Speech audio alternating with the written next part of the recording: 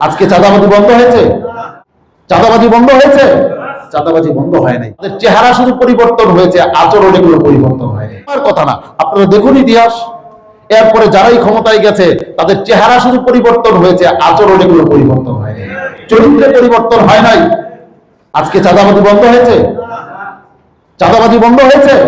চাঁদাবাজি বন্ধ হয় নাই। সন্ত্রাস বন্ধ হয় নাই। লুটতরাজ বন্ধ হয় নাই। সরকারি টাকা লুট বন্ধ হয় নাই। অতএব ইসলামী আন্দোলন বাংলাদেশকে এই বছর আমরা যেভাবে প্রস্তুতি গ্রহণ করেছি, আপনাদেরকে এই সুসংবাদটুকু শোনাতে চাই।